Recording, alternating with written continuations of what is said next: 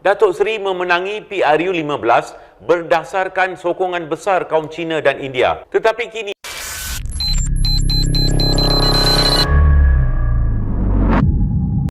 ketidakpuasan hati masyarakat India terhadap kepimpinan Perdana Menteri Datuk Seri Anwar Ibrahim adalah kerana kekurangan perwakilan India dan Tamil dalam kabinet beliau. Saya tiada isu YB Gobind dilantik menteri menggantikan YB Sivakumar. Tiada isu Gobind Singh adalah seorang Punjabi. Gobind berbakat dan akan menjadi menteri yang baik. Bagaimanapun, tidak ada rekod selama bertahun-tahun beliau di Parlimen membangkitkan isu peminggiran dan diskriminasi terhadap kaum India. Oleh itu, orang India tidak melihat beliau sebagai mewakili mereka. Jadi apakah masalah PMX dalam melantik Menteri India yang arif dengan nasib masyarakat India dalam kabinet?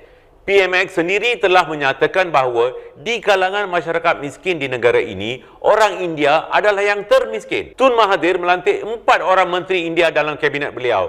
Tun mengenal pasti saya sebagai seorang yang arif dengan keadaan masyarakat India. Walaupun bukan ahli parlimen, beliau melantik saya selaku pemimpin Hindraf untuk mewakili masyarakat India dalam kabinet beliau. Pemberian 100 juta setahun kepada mitra bukanlah jawapan kepada masalah rumit yang dihadapi oleh masyarakat India.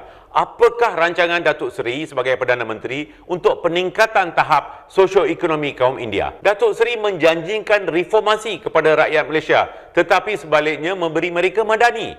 Apakah erti madani dan adakah madani menangani masyarakat terpinggir? My polite reminder to PMX, Datuk Seri memenangi PRU 15 berdasarkan sokongan besar kaum Cina dan India. Tetapi kini, setiap orang India merungut bahawa Datuk Seri telah membuang dan mengabaikan mereka demi kepentingan politik Datuk Seri sendiri. Sebagai pemimpin Pakatan Harapan, Datuk Seri memperjuangkan bahawa kita tidak harus menyokong politik berasaskan kaum dan meyakinkan orang India bahawa Datuk Seri adalah pemimpin mereka dan semua rakyat Malaysia. Tetapi tindakan Datuk Seri sekarang tidak mencerminkannya. Saya sentiasa menentang diskriminasi kaum.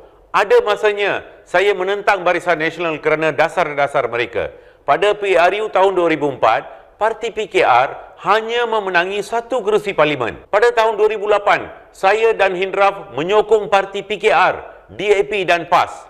Saya mengerahkan ribuan penyokong saya untuk berkempen. Daripada 1 kerusi, parti PKR memenangi 30 kerusi parlimen. Kerusi DAP pula melonjak daripada 11 kepada 28 kerusi.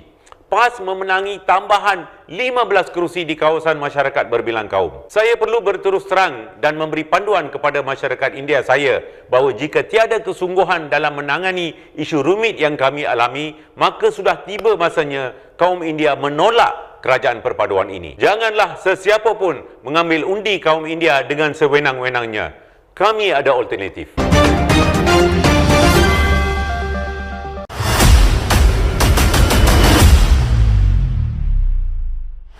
Ya betul. Melayu sebenarnya yang jadi pengkhianat kepada bangsa sendiri. Apa bukti dia?